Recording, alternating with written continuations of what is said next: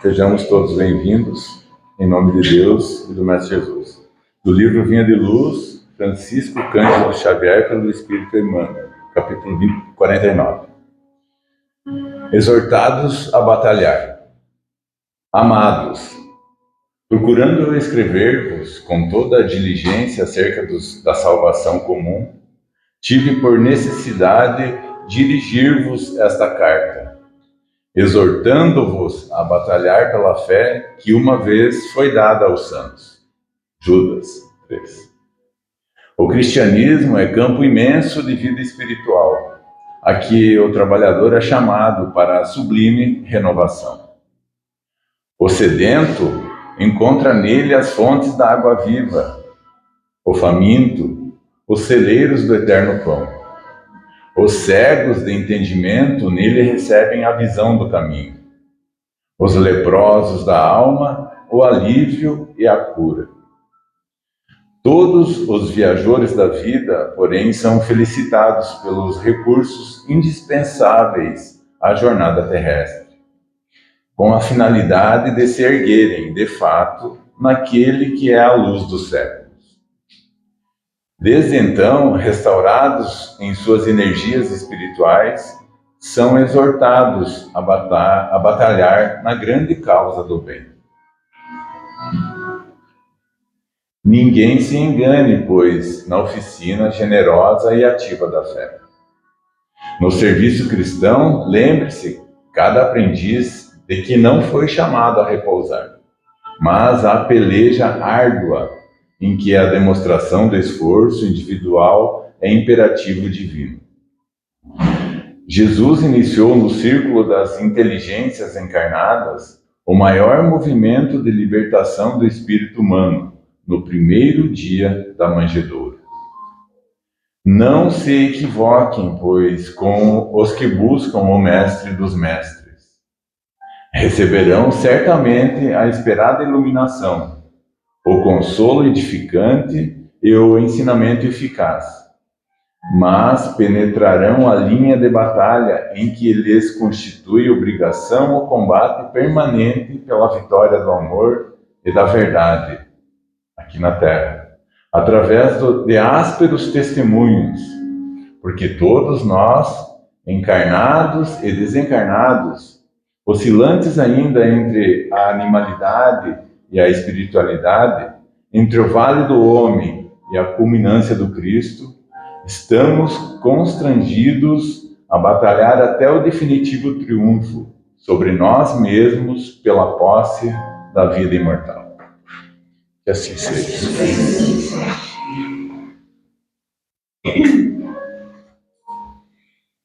Boa noite a todos.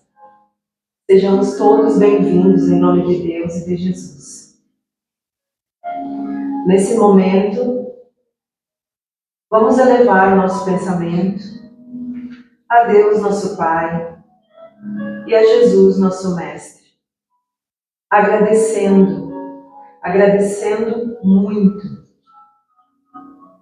pelo final de semana que tivemos, pela saúde de cada um de nós, dos nossos familiares, agradecendo pela nossa casa, pelo nosso lar, pelo alimento que temos, por todas as bênçãos que Deus coloca na nossa vida, todos os dias. Agradecemos pela oportunidade de estarmos aqui, Senhor, essa noite, onde todos nós viemos para tratar o nosso espírito. Tanto nós encarnados, quanto os nossos irmãos desencarnados que se encontram aqui conosco. Que sejam eles também muito bem-vindos. E que possam encontrar, assim como nós, o alívio para seu sofrimento, para suas dores. E que também possam agradecer, assim como nós. Lembramos nesse momento de todas as pessoas que não puderam estar aqui hoje. Nossos amigos, nossos conhecidos, pessoas que sabemos que estão precisando de auxílio, que possamos lembrar deles e que possamos emanar uma energia positiva para essas pessoas. Como não poderíamos deixar de lembrar aqui essa noite, queremos recomendar à espiritualidade superior os nossos irmãos gaúchos que estão passando por um momento tão difícil. Que cada um de nós possa fazer o que é mais importante nesse momento. Que além de ajudarmos materialmente falando, que é muito importante também, mas que possamos ajudar com as nossas vibrações, com as nossas orações. Isso é fundamental, meus irmãos, que cada um tire um tempo todo dia para fazer uma prece, para pedir por esses irmãos. Pedir que eles recebam auxílio, que já estão recebendo muito.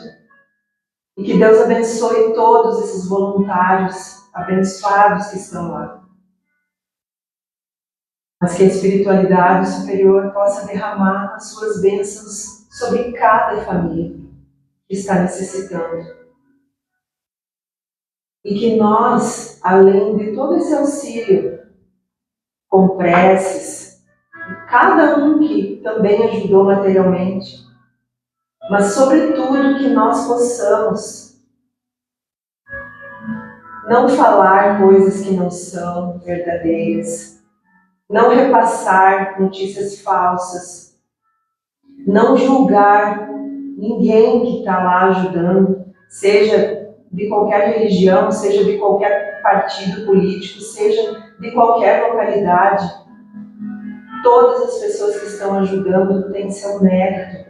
E nós, principalmente, nós do movimento espírita, nós temos que agradecer a cada um. E principalmente que nos sirva de lição, meus irmãos, para que nós que estamos aqui na nossa casa seca e segura, que possamos parar de reclamar por tantas coisas insignificantes.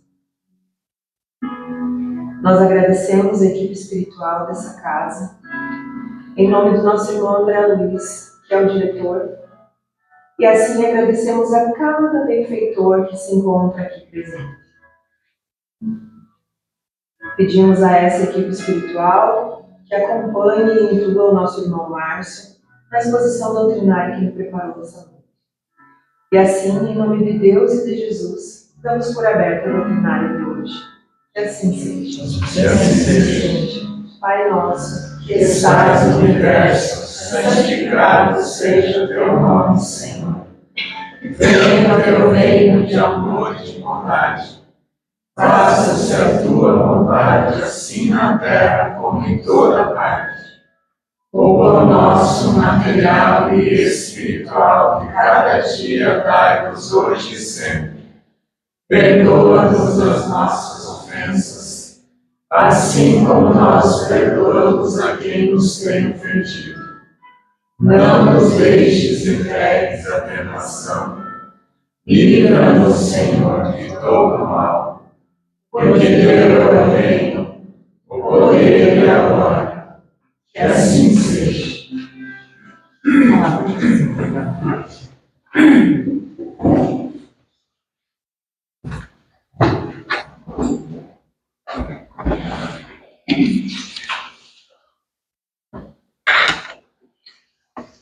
Queridos irmãos, queridas irmãs, queridas mães aqui presentes, as mães encarnadas, as mães desencarnadas. Estou citando as mães porque hoje, um dia especial, falaremos em homenagem a esse ser que Deus colocou no nosso meio para nos servir de guia, de inspiração, de fortaleza. E para termos um ponto central onde nos apoiarmos, né, enquanto encarnados. Ontem, dia das Mães, segundo domingo de maio, né? O Brasil comemora o Dia das Mães. Nós, da Casa Espírita, não poderíamos deixar de passar em branco essa data. Então, hoje falaremos acerca do Dia das Mães, Espiritismo e Amor. Embora nós sabemos que o Dia das Mães é todos os dias, na verdade, né? Nós temos a compreensão que cada um de nós deva elevar a importância de sua mãe no seu particular, a importância que ela tem na sua vida. Nós sabemos que cada mãe traz o exemplo da mulher guerreira, a mulher que não mede esforços para colocar uma criança no mundo, para gerar uma criança, para educá-la, para dar um direcionamento na sua vida, né? Enfim, para lhe dar uma direção espiritual, que é a proposta de Deus na vida de cada um de nós. Temos que ter em mente que cada um de nós só está aqui encarnado por conta de uma mãe, por conta de um ventre que nos possibilitou nascer. E isso não é uma tarefa fácil. Se tornar mãe é um sonho de muitas mulheres. Não digo todas porque tem algumas que acham que não tem necessidade de passar pela maternidade, né? Elas têm essa compreensão. Mas o sonho da maioria é ser mãe um dia.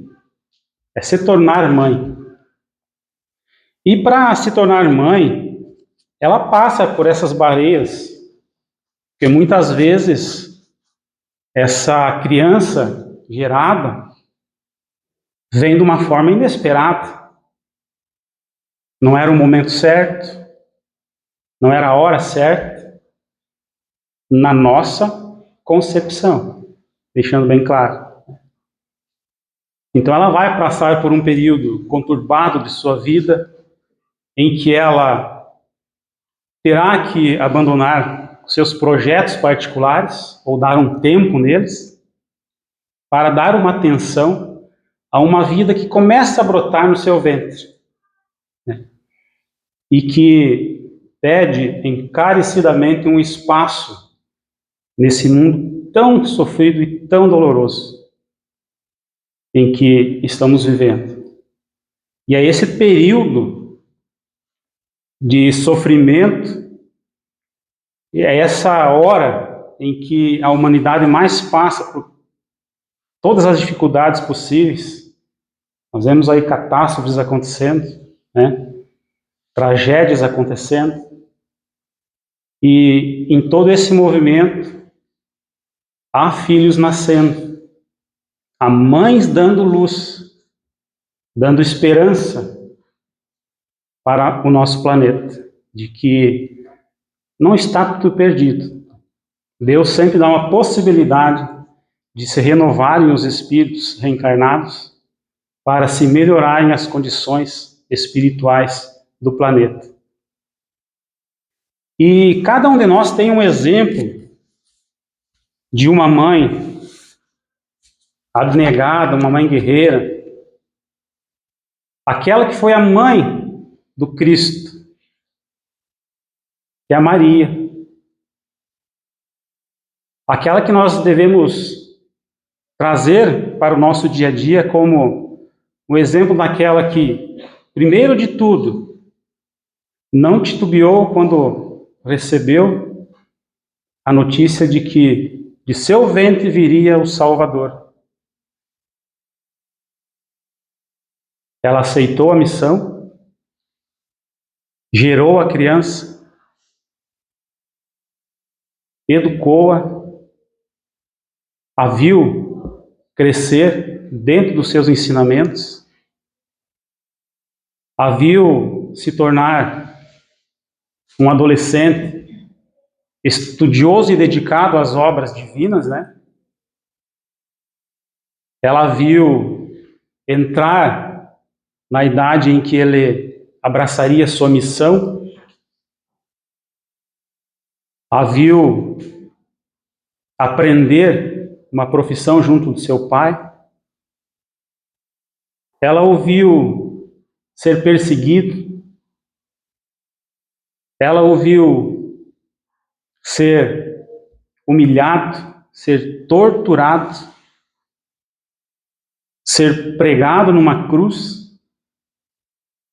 e ao final de tudo isso, ela ainda presenciou o seu derradeiro final, não suportando mais aquele sofrimento e retornando à pátria espiritual depois de tanta tortura. Esse é o exemplo de uma mãe que não desistiu do seu propósito perante todas essas adversidades. Maria, mãe de Jesus. E quando a gente traz a persona de Maria para o nosso meio e comparamos com as nossas mães, nós vemos em cada mãe um pouquinho da mãe Maria. Porque nós vemos mães que sofrem ao ver os filhos desviarem do caminho, ao ver os filhos drogados, ao ver aqueles filhos que param de prestar conta das suas atividades quanto filhos, que saem de casa às 11 horas da noite, 2 da madrugada ainda não voltaram, 4 da madrugada ainda não voltaram, e a mãe está lá acordada, preocupada com o seu filho, saber lá onde está, né? O pai muitas vezes roncando, e a mãe preocupada. As mães que não medem esforços de visitar os seus filhos nos presídios, enquanto reconhece o erro do filho, mas num momento de sofrimento e dor do mesmo, não o abandona. Eu mesmo presenciei pais dizendo: por mim que se lasque, não mandei errar, vai pagar aquilo que não aprendeu em casa. Mas a mãe guerreira não desiste dele. Embora saiba que o que ele fez é errado, né?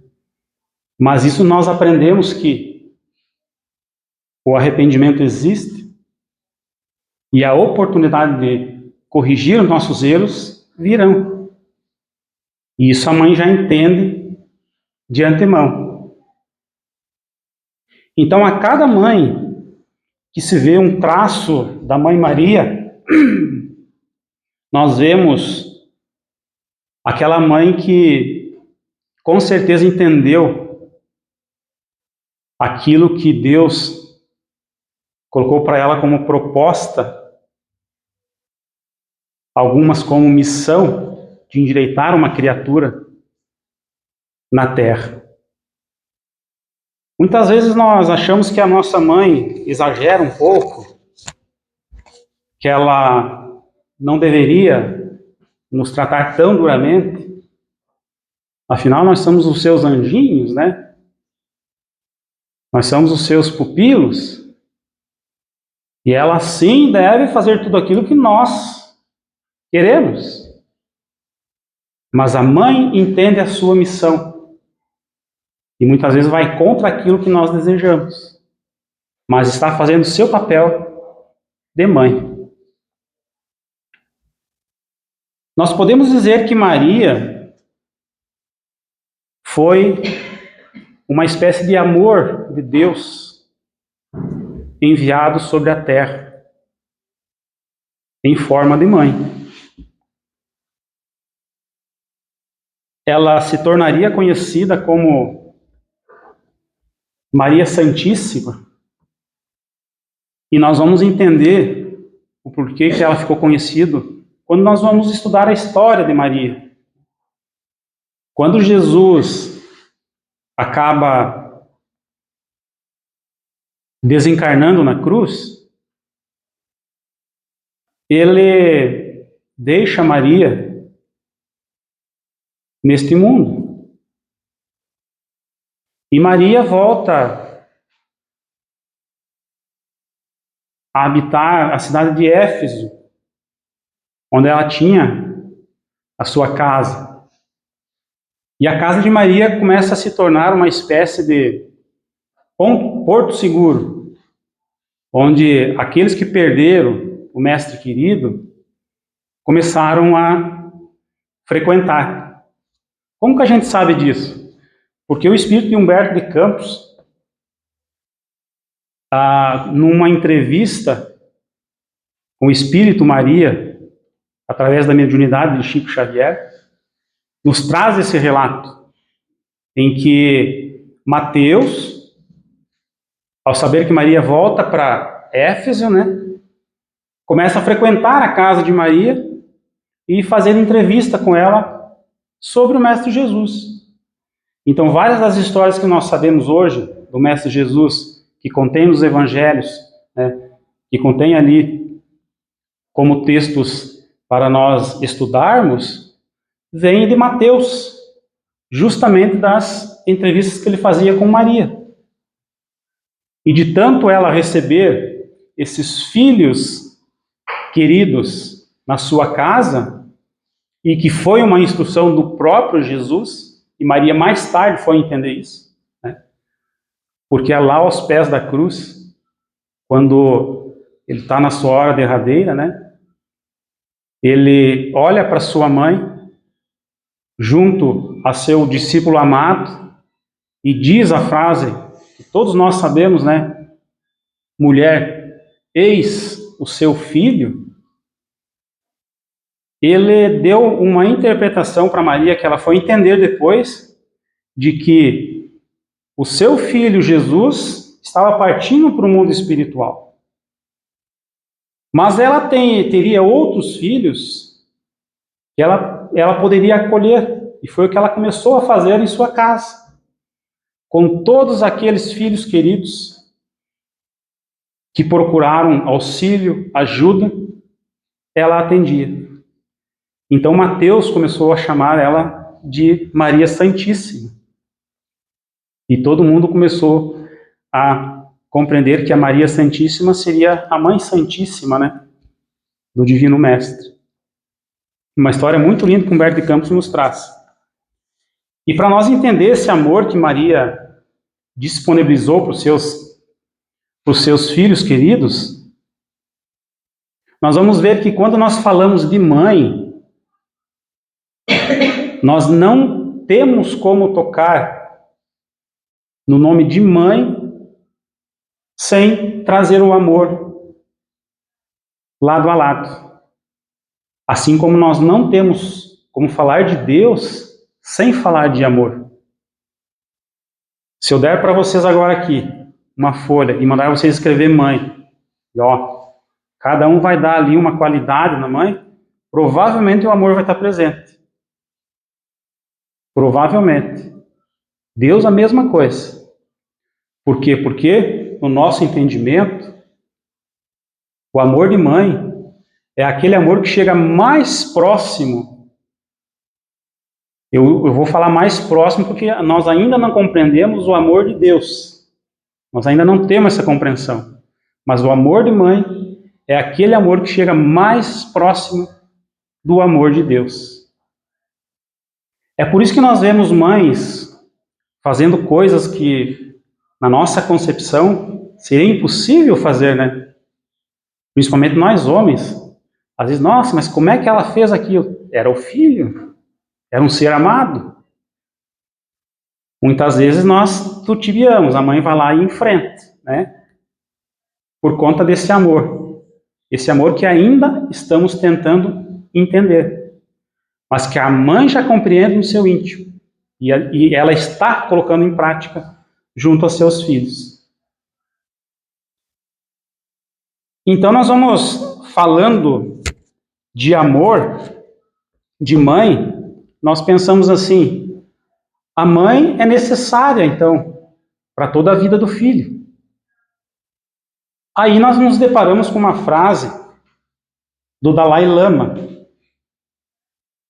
que diz o seguinte, que as mães se tornem desnecessárias com o tempo. Cada um de nós aprenderá a viver sem ela, mas não sem a presença de seu amor.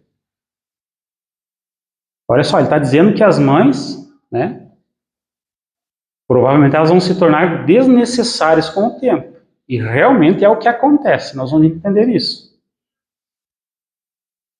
Mas nós nunca vamos deixar de ter a presença do seu amor.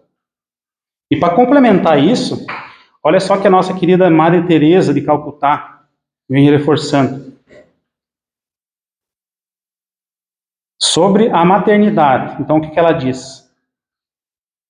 As mães ensinarão a voar, mas não voarão o teu voo. Ensinarão a sonhar, mas não sonharão o teu sonho. As mães ensinarão a cantar, mas não cantarão a tua canção. As mães ensinarão a viver, mas não viverão a tua vida. Ensinarão a pensar, mas não pensarão como tu. Porém, saberás que cada vez que voem, sonhem, vivam, cantem e pensem, estará a semente do caminho ensinado e aprendido. Então, de tudo nós vamos extrair de nossa mãe. Mas de tudo que nós extrairmos, nós vamos criar o nosso próprio caminho. Com base nos ensinamentos dela. Quer dizer, ela plantou a semente e essa semente cabe a nós colher os frutos, digamos assim. Assim se dá com a nossa trajetória enquanto filhos. Porque quando nós nos tornarmos pais ou mães, né, acontecerá isso com os nossos rebentos, né? Ganharão asas.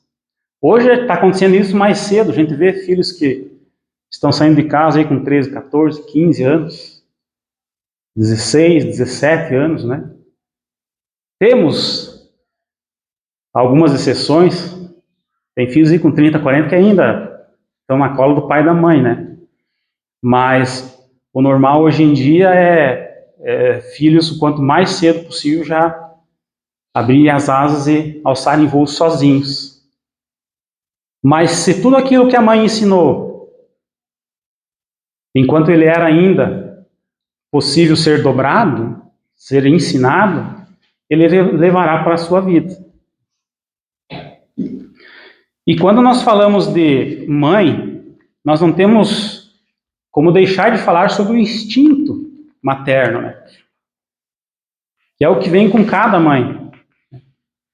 É aquilo que faz com que a criança chore, né? E dói o peito da mulher. Faz com que ela sinta que há algo de errado com o filho, mesmo ele estando longe. E é algo que a ciência ainda tenta explicar, né? Esse instinto materno. Mas olha só o que nós temos aqui na Gênese a respeito desse instinto materno. Está lá no capítulo 3, que vai falar sobre instinto e inteligência, que diz o seguinte: o instinto materno, o mais nobre de todos, que o materialismo rebaixa ao nível das forças atrativas da matéria, fica realçado e enobrecido em razão das suas consequências. não devia ele ser entregue às eventualidades caprichosas da inteligência e do livre-arbítrio. Olha só que coisa importante isso aqui, né? Eu já vou explicar. Por intermédio da mãe, o próprio Deus vela pelas suas criaturas que nascem. Ele está dizendo o seguinte: a mãe tem o instinto que foi dado por Deus. Por quê?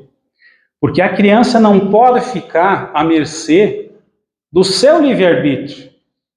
Nós aprendemos na doutrina espírita que nós temos um livre-arbítrio. Mas se isso começar a valer para a criança que acaba de chegar ao mundo e que ainda não tem a sua maturidade suficiente para começar a entender esse livre-arbítrio, ela acaba se perdendo no caminho. Um exemplo: a mãe larga a criança a seu bel prazer e não alimenta. E daí ela diz assim: não, mas ele tem o livre-arbítrio, ele come se ele quer. Ela ainda não está nessa fase de entender o que é esse livre-arbítrio. E aí que vem a importância da mãe nessa fase da criança. Porque é o momento em que a gente fala em que ela vai conseguir enjeitar, de repente, um espíritozinho que está querendo começar a ficar meio torto. Ele começa a ter as manias próprias, né? A querer fazer as coisas do seu jeito. Né? Ele pega uma idade ali e começa a fazer birra. E a mãe muitas vezes não tem aquela força de repreender, porque o livre-arbítrio dele ainda não está criado, ele não pode fazer aquilo. Ela tem que plantar a semente. E nós vemos crianças que fazem o que querem, quando querem, com seus pais. Contrapartida, nós vemos pais que deixam, né? Não faça isso, meu filho, é feio. E ele começa a alimentar nessa criança: mas ela não faz nada. Então vamos piorar um pouquinho a coisa. E a coisa começa a ganhar contornos maiores. Mas o que Kardec está falando para nós aqui na Gênesis? Que devido a essa falta de livre-arbítrio, Deus, por intermédio da mãe, ele vela por essa criatura. Através da mãe. Mas aí vamos dizer assim: se essa criança cresce, não aprendeu nada que devia aprender junto da mãe, a culpa é de Deus? Não. A culpa foi daquele que educou. E aqui há uma outra fase em que muitas vezes eu olho para o nosso governo e eu vejo quando eles falam do Ministério da Educação. Eu fico possesso, porque para mim tinha que ser Ministério do Ensino, não da Educação. Porque nós sabemos que a educação vem de casa. E quem dá a educação é o pai e a mãe. Então não tem como governo, não tem como professores dar a educação devida. Porque quem vai alimentar esse mau uso do livre-arbítrio da criança, enquanto ela é pequena, é a mãe. É ela que tem o poder. Né? Então olha a importância da mãe nessa fase da criança. Aí nós pegamos assim, de repente, algumas mães que criam o filho sozinho, ou tem alguns casos do pai que cria os filhos sozinhos, que é uma outra coisa que nós temos que olhar para a sociedade também. A mãe que faz o papel de pai e o pai que faz o papel de mãe muitas vezes. E a responsabilidade é dupla. Não é porque é pai que não é mãe também. Se há ausência da mãe, nós sabemos que alguns casos as crianças vêm ao mundo, né? E as mães acabam desencarnando lá no hospital, no parto. né? Ou a criança ainda é pequena, o pai acaba desencarnando e a criança vem somente com a mãe, ou acontece dos dois não se acertarem enquanto estão juntos e acabarem se separando e um criar sozinho, né? Mas nós temos que ver que essa responsabilidade de educar é de um dos dois, né? Mas esse instinto da educação é materno. Lá no Livro dos Espíritos, quando nós vamos falar sobre o amor materno, tem uma pergunta que os Espíritos respondem a Kardec, que é a 890, que pergunta o seguinte para eles: será uma virtude o amor materno ou um sentimento instintivo, comum aos homens e aos animais? E olha o que os Espíritos respondem: uma e outra coisa. A natureza deu à mãe o amor a seus filhos no interesse da conservação deles. Olha só. Por isso essa ligação tão forte. Por quê? Para a conservação do próprio filho. Por isso esse instinto de proteção que a mãe tem com relação à criança. Que o pai não tem tanto, né? Mas a mãe é muito forte isso. No animal, porém, esse amor se limita às necessidades materiais. Cessa quando desnecessários se tornam os cuidados. No homem, persiste pela vida inteira e comporta um devotamento e uma abnegação que são virtudes. Olha só, sobrevive mesmo à morte e acompanha o filho até no além-túmulo. Bem vedes que há nele coisas diversas que não há no amor do animal.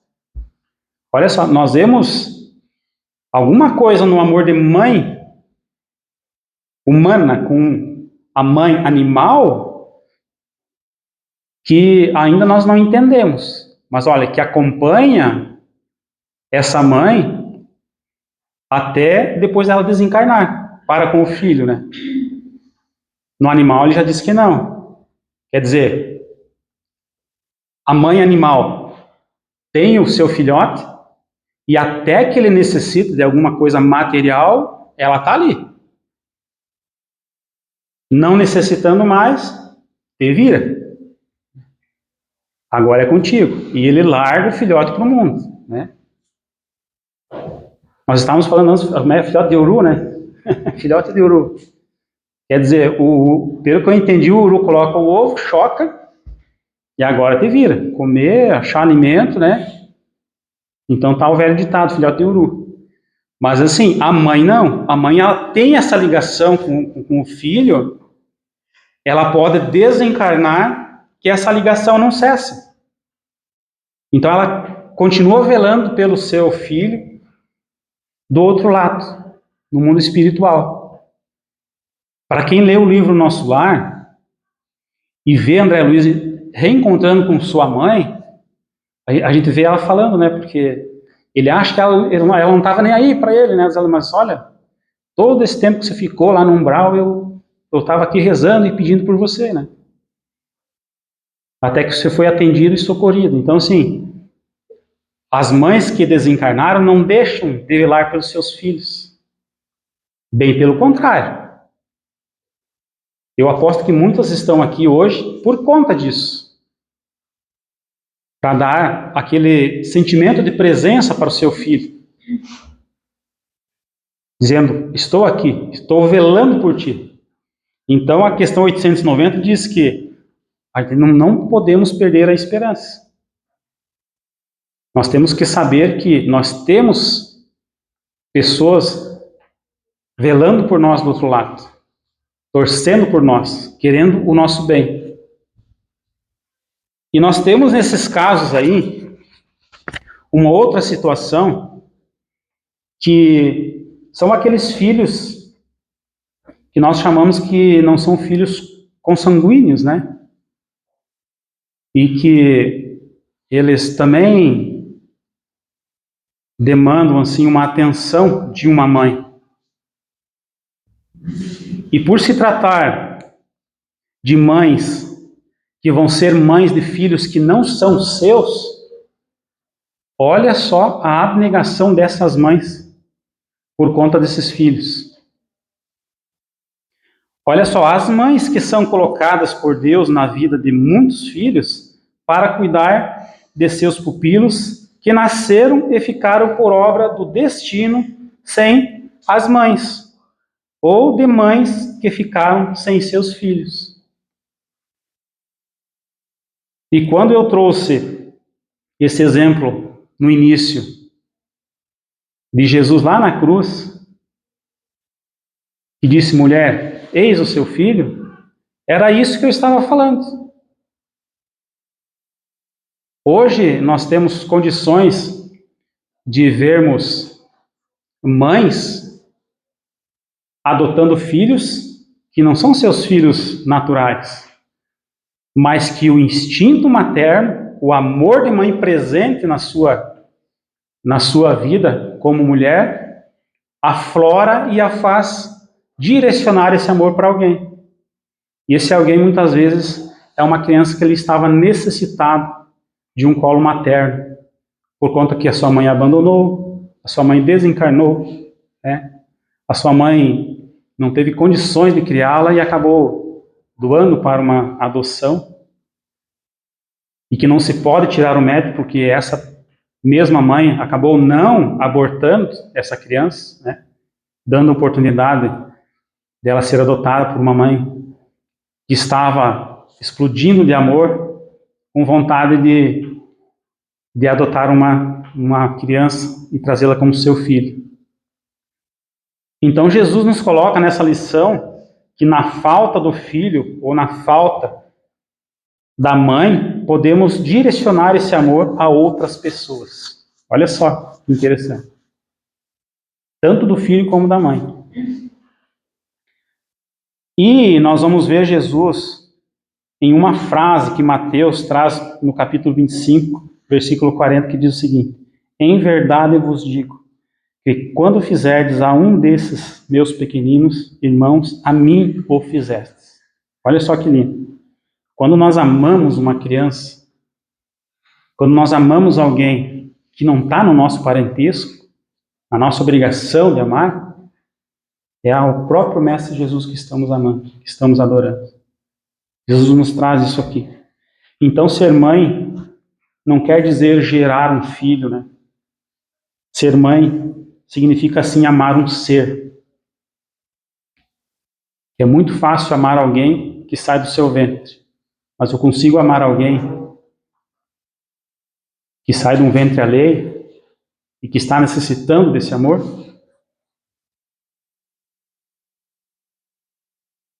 Lá no livro Boa Nova, Humberto de Campos nos traz uma mensagem no item 131, salvo engano, que ele vai falar sobre Maria de Magdala, numa conversa em que ela está tendo com Jesus. E Maria, assim, ela tinha uma vida que não era das mais regradas, né? Antes dela conhecer todo o ensinamento, né? Todo o amor do Mestre Jesus, todo o caminho que ele veio trazer naquela época. E ela traz algumas amarguras da sua vida e que ela começa a se incomodar. E ser mãe era um dos incômodos dela. Então ela traz o seguinte relato: Maria de Magdala, ouvindo aquelas advertências, começou a chorar e a sentir no íntimo o deserto da mulher sem filhos. Deserto da mulher sem filhos. Por fim, ela exclamou a Jesus: desgraçada de mim, Senhor, que não poderei ser mãe. Então, atraindo-a brandamente a si, o mestre acrescentou: e qual das mães será maior aos olhos de Deus? Pergunta o mestre a ela. Aquela que se devotou somente aos filhos de sua carne? Ou a que se consagrou pelo Espírito aos seus filhos a ser filhos de outras mães. Aquela interrogação pareceu despertá-la para meditações mais profundas. E a nós também, né? Porque é de nós pensarmos. Será que é só mãe, aquela que ama o filho que sai do seu ventre? Ou também é mãe aquela que ama o filho que sai do ventre de outras mulheres? Que ama outros seres? E não tem como deixar de fora a história de Chico com relação a isso. Chico Xavier. Porque sabemos que Chico teve 3 mães. E eu vou resumir a história bem rapidinho. Porque a Dona Maria João de Deus, que era a mãe natural de Chico, quando ele tinha em torno de 7, 8 anos, e isso está lá no livro de Chico Xavier, Lindas Histórias de Chico, muito lindo o livro. Dona Maria João de Deus chamou a madrinha de Chico, que na época era a Dona Rita de Cássia. Ela estava já doente, estava no seu leito de morte, e diz, eu estou morrendo, eu gostaria que você cuidasse dos meus filhos. E esses meus filhos eram 9, incluindo o Chico, né? 9 filhos. E Dona Rita de Cássia se comprometeu em cuidar dos filhos. Mas aconteceu que quando a mãe de Chico desencarna, ela acaba abraçando o Chico só, né? E os outros 8 são espalhados. Cada um numa família a ser cuidado. E Chico ficou com a Dona Rita de Cássia, que era a madrinha dele. E a qual maltratava muito Chico. Há relatos que ela fez ele até lamber feridas vivas de um dos filhos dela, né? Porque segundo uma simpatia que ela ouviu dizer ali, uma criança menor lambesse a ferida sarava mais rápido. Olha só o que Chico passou. Há uns relatos que diziam que ela espetava a barriga dele com um garfo, onde criou vários hematomas na sua barriga, né? E Chico, um dia incomodado, ele pensava, por que tanto sofrimento? E um dia, ao pé de uma árvore, conversando com sua mãe, já desencarnada, né, através de sua mediunidade, então ele via a mãe e conversava com ela. Olha que mediunidade. Ele perguntava para a mãe, mas minha mãe, por que tanto sofrimento? Por que eu tenho que ficar com essa mulher que só me faz sofrer, né? E ela, naquele ensinamento, diz, Chico, isso é necessário porque você desenvolva a tua paciência, para que você consiga ter um espírito solidário, né? Para que você tenha calma. É tudo para o teu bem, Chico. Tenha paciência, tenha calma, espera, confia. Então ela diz para ele, eu vou rogar ao Mestre Jesus, eu vou rogar a Deus para que te envie um anjo, né? E esse anjo vai acabar com o seu sofrimento. E olha só como Deus é maravilhoso. Foi que a Cidália Batista, que foi a terceira mãe de Chico, né? O seu pai, com 45 anos, se casa com Cidália Batista. Ela, na época, tinha 19. Mas essa mulher só aceita se casar com ele mediante um pedido, que ele reúna todos os seus filhos, né? E que esses 9 filhos venham para que eles formem uma família. E ela cuide desses 9 filhos. E ele aceita, né? Acaba reunindo todos os filhos. E no dia que é apresentado essa mãe a essa família, Cidália nota que, ao abraçar Chico, Chico se recua um pouco de dor, né? Então ela nota os ferimentos em sua barriga. Então ela diz assim, Chico, isso nunca mais vai acontecer na sua vida. Então ela pergunta, você sabe quem que eu sou, né? Então ele responde, você é o anjo que minha mãe pediu a Jesus, que veio cuidar de nós. Olha só, Chico vivenciou isso. Uma história linda, que está lá no Lindos Casos de Chico, para nós desfrutar. E quando eu vi essa história de Chico, eu lembrei de uma história que eu não podia deixar de trazer para nós aqui também, que na verdade é uma conversa, em que no meio espírita é bem conhecida, e que o título dessa história é Um Anjo Chamado Mãe, e que vem bem a calhar no nosso tema, porque ela diz o seguinte: é a conversa de uma criança que ela está para reencarnar na Terra, né? E queria ter um dedo de prosa com Deus antes, né? Então, assim, uma criança pronta para reencarnar pergunta a Deus: dize-me, Deus, estarei sendo enviado à Terra amanhã. Como eu vou viver lá sendo assim pequeno e indefeso? E Deus disse: entre muitos anjos, eu escolhi um especial para você. Estará lhe esperando e tomará conta de você. Então pergunta a criança: mas diga-me, aqui no céu, eu não faço nada a não ser cantar e sorrir. E é o suficiente para que eu seja feliz. Eu serei feliz lá? E Deus responde: seu anjo cantará e sorrirá para você a cada dia, a cada instante. Você sentirá o amor do seu anjo e será feliz com certeza. Então, retruca a criança: mas como poderei entender quando falam comigo se eu não conheço a língua que as pessoas falam? E Deus, com muita paciência e carinho, seu anjo lhe ensinará a falar. E o que farei quando quiser falar com o Senhor? Deus responde: seu anjo juntará suas mãos e lhe ensinará a rezar. Então pergunta a criança: eu ouvi que na terra há homens maus. Quem me protegerá? E Deus o responde: seu anjo lhe defenderá, mesmo que signifique arriscar sua própria vida. Mas eu serei sempre triste porque eu não te verei mais, Deus. E Deus responde: seu anjo sempre lhe falará sobre mim, lhe ensinará a maneira de vir a mim, e eu estarei sempre dentro de você. Então, neste momento, havia uma paz no céu, mas as vozes da terra já podiam ser ouvidas.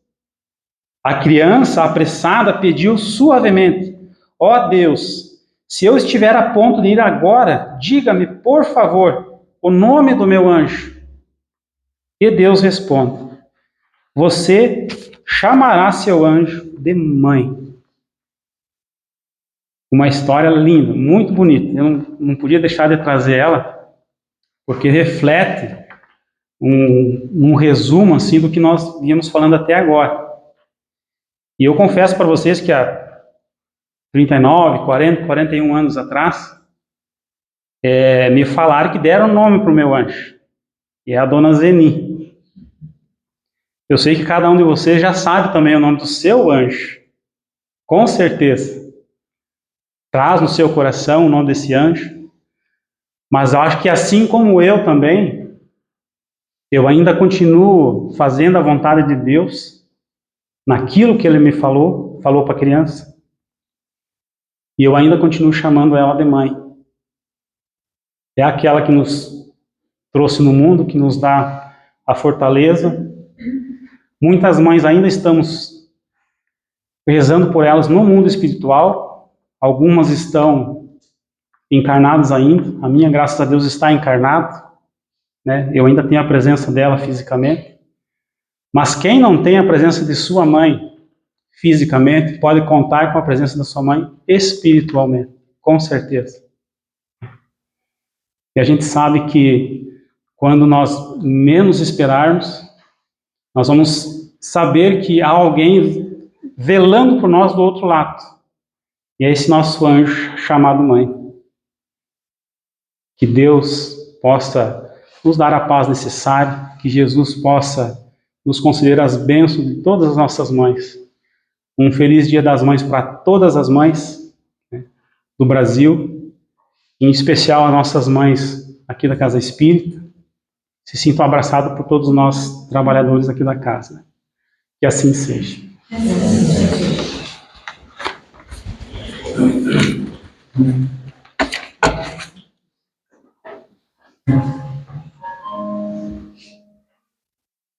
Nós agradecemos a Deus, nosso Pai, e a Jesus, nosso Mestre, por mais esse momento abençoado aqui nessa Casa Espírita, por essas palavras lindas. E agradecemos a equipe espiritual que nos ampara, que nos acolhe toda segunda-feira aqui. E assim, em nome de Deus e de Jesus, damos por encerrada a doutrinária dessa noite. Que assim seja. Que assim seja.